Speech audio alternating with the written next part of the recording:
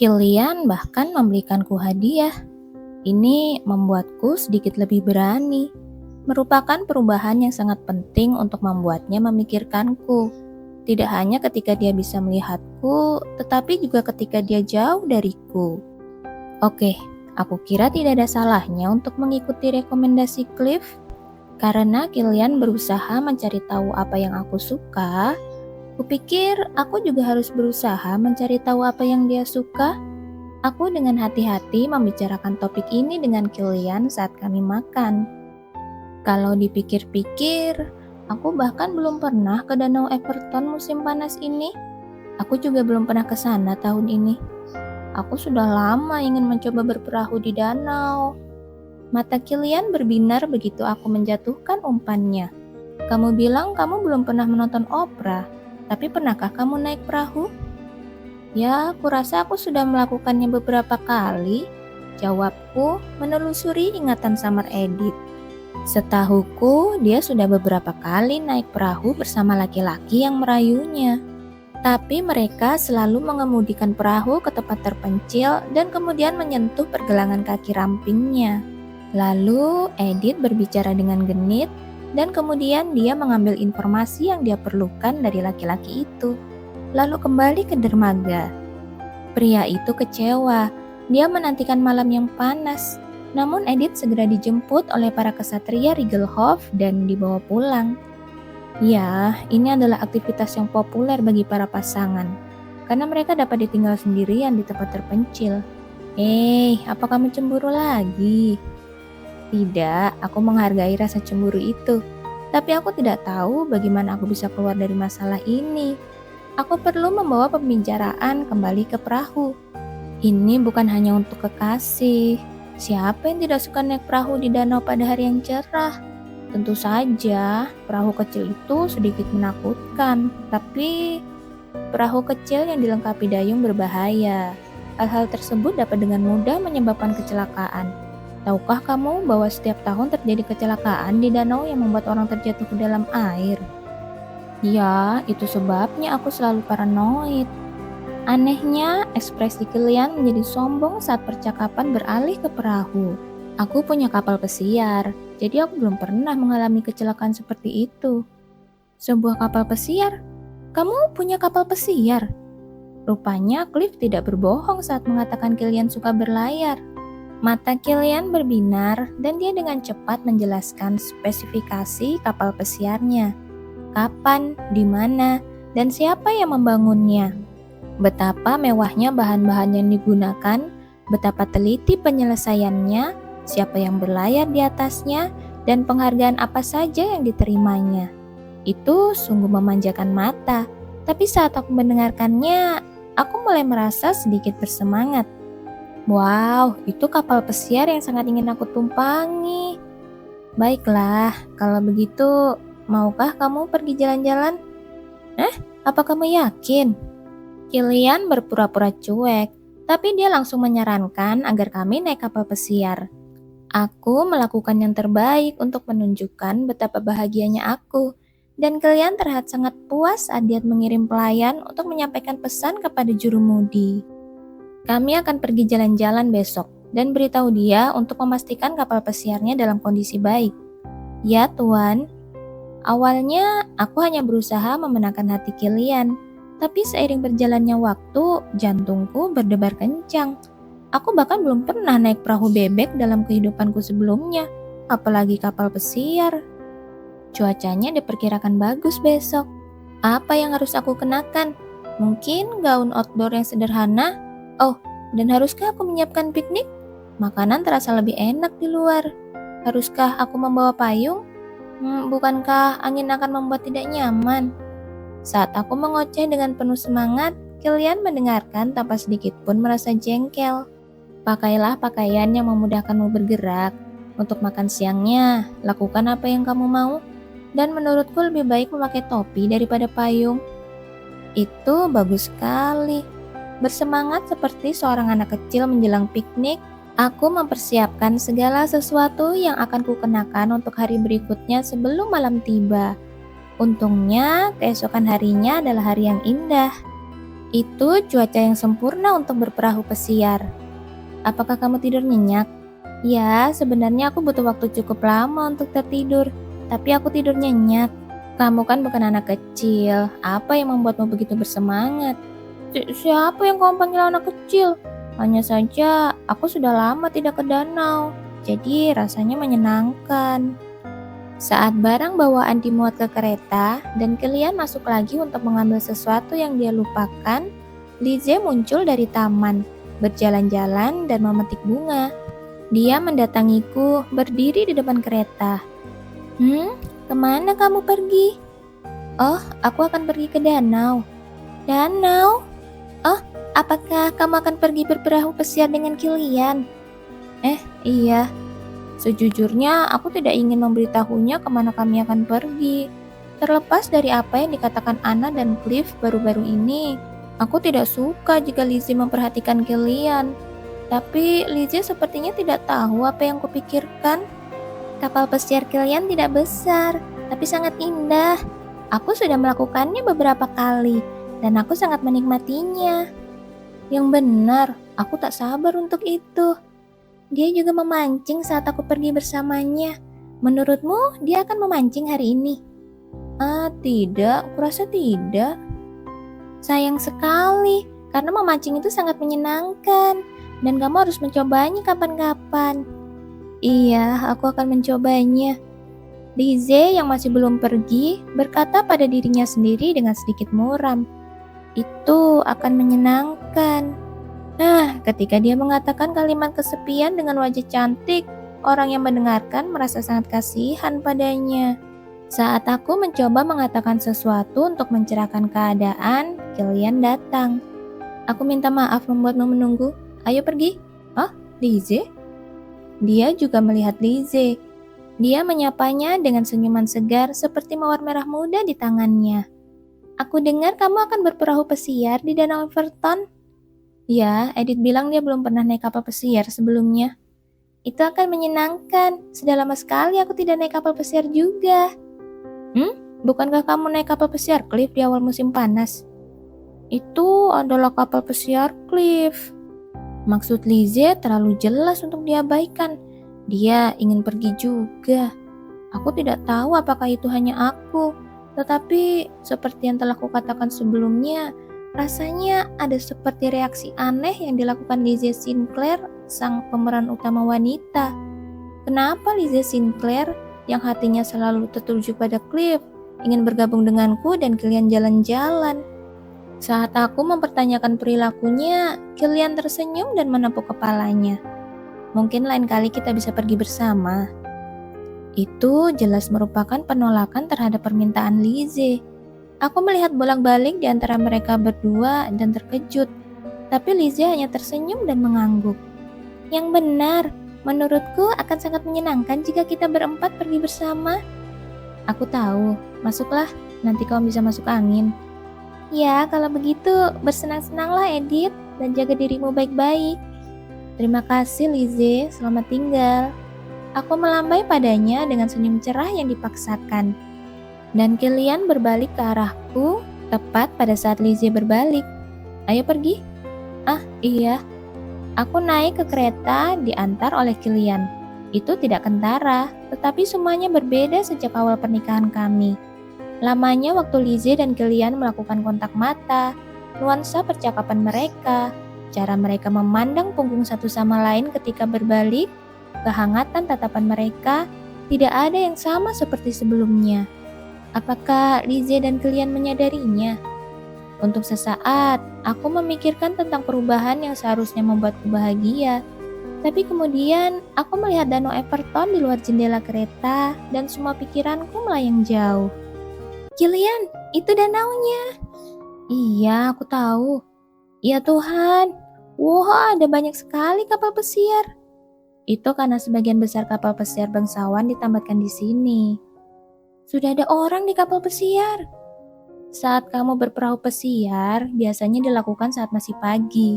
Jangan terlalu memaksakan diri, nanti kamu terluka. Kilian menarikku yang hendak melompat keluar dari jendela kereta. Sejak saat itu, Kilian menggenggam tanganku erat-erat, seperti seorang ayah dengan si kecilnya. Aku dengan panik melihat sekeliling. Seandainya dia tidak memegang tanganku, aku yakin aku akan terjatuh dengan keras lagi dan lagi. Astaga, bukankah kamu putra kedua keluarga Ludwig? Sudah lama sekali Tuan Kilian. Orang-orang yang mengenali Kilian berhenti untuk menyambutnya saat kami berjalan menuju kapal pesiar. Syukurlah aku berpegang erat pada pikiranku yang berusaha menyebar ke segala arah dan melontarkan senyuman yang pantas untuk menantu perempuan dari keluarga Ludwig. Tidak ada keraguan dalam pikiranku bahwa mata yang melihat tanganku di lengan Kilian mengandung rasa ingin tahu. Ya, pasti mengejutkan melihat Kilian membawaku sendirian dan bukan Lize. Aku bisa memahami keingintahuan mereka. Kami melewati rentetan sapaan dari orang-orang sekitar kami dan akhirnya sampai di kapal pesiar. Wow, cantik sekali. Kilian tidak melebih-lebihkan saat dia membual tentang kapal pesiarnya. Ada beberapa kapal pesiar yang lebih besar dari miliknya, tapi tidak ada yang lebih indah. Kayunya berwarna putih dan gelap dan terlihat sangat kokoh, juga terawat dengan baik. Tidak ada cat yang mengelupas dan tidak ada noda karat. Saat berada di kapal, kamu harus berhati-hati dan tetap waspada, karena jika kamu melakukan kesalahan, kamu bisa berakhir di air. Aku mengerti. Kamu sepertinya tidak mengerti sama sekali.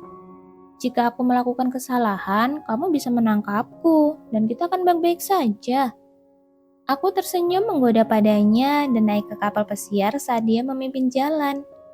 Selamat datang, Nona. Di kapal pesiar itu ada Samuel, jurumudi. Dia terlihat berusia pertengahan 50-an, dengan kumis lebat dan kesan yang sangat baik. Apakah kapal pesiarnya dalam keadaan yang baik? Kilian bertanya pada Samuel saat dia naik ke kapal. Samuel mengangguk, tampak sangat bangga. Tentu saja, saya memeriksa semuanya kemarin, dan semuanya baik-baik saja. Saya yakin kapalnya sudah lama ingin berlari. Dari ekspresi Samuel, aku tahu dia menyukai pekerjaannya sebagai manajer kapal pesiar. Kalau begitu, ayo kita pergi. Atas perintah Kilian, Samuel membungkuk hormat dan memasuki kokpit.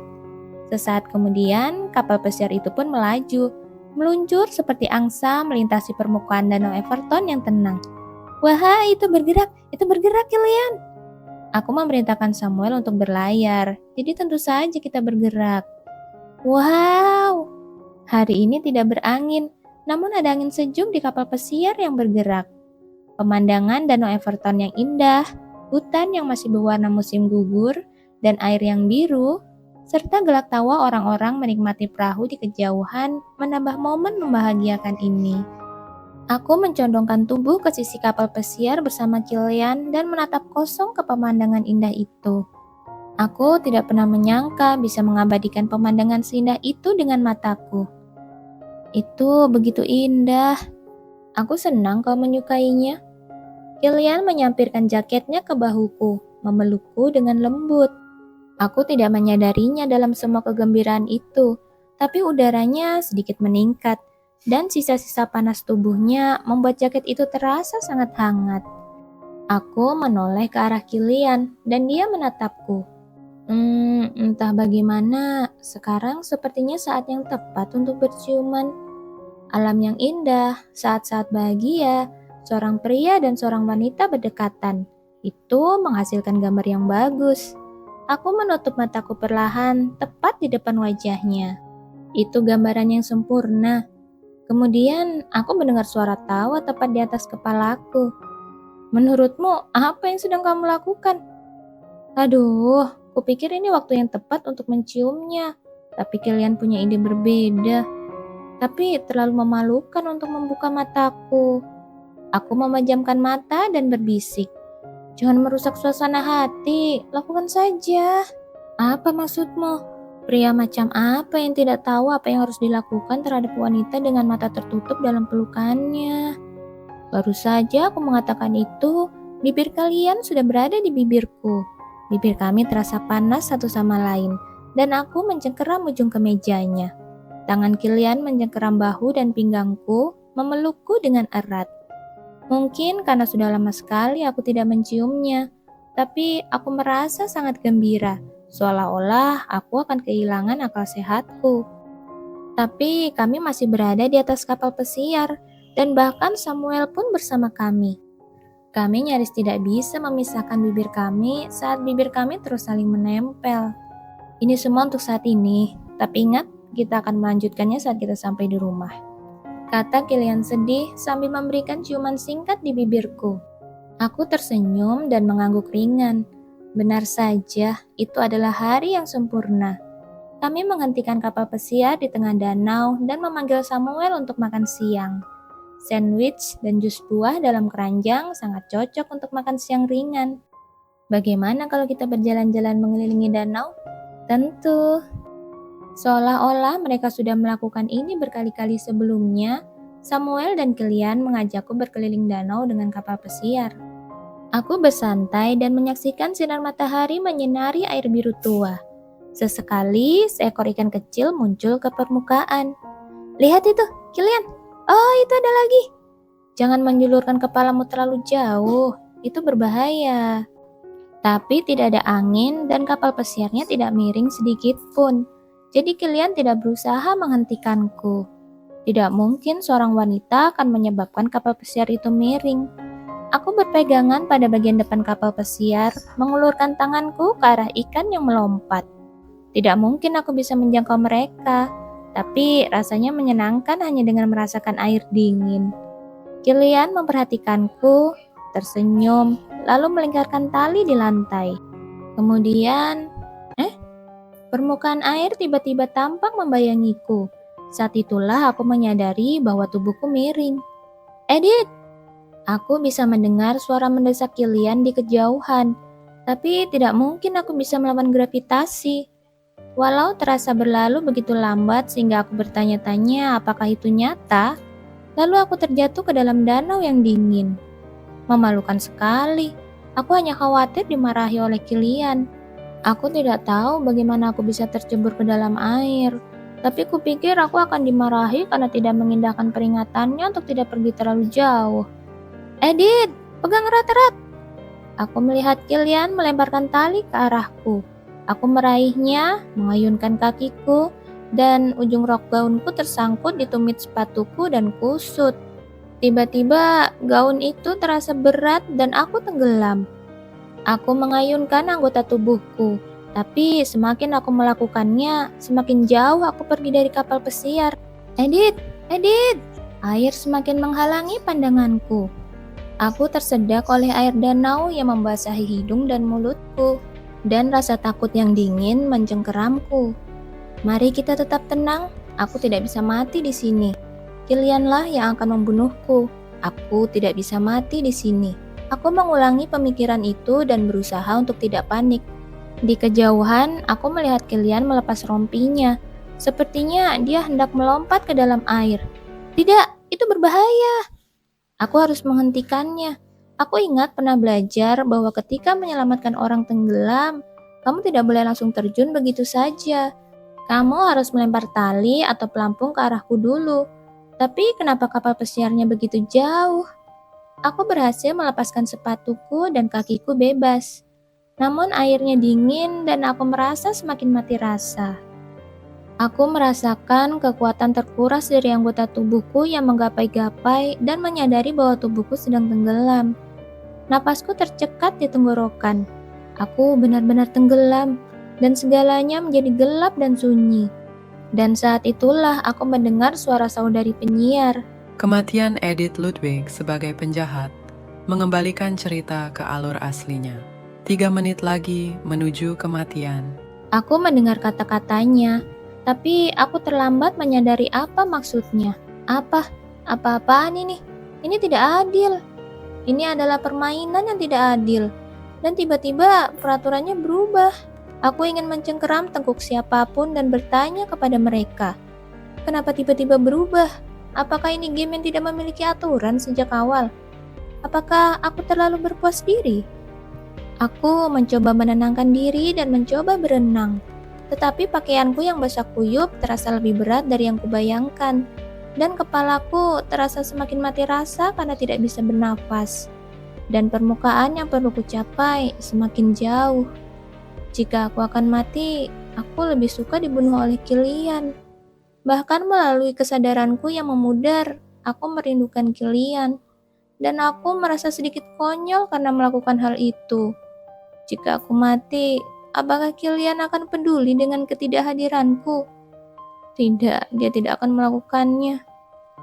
Dia tidak akan.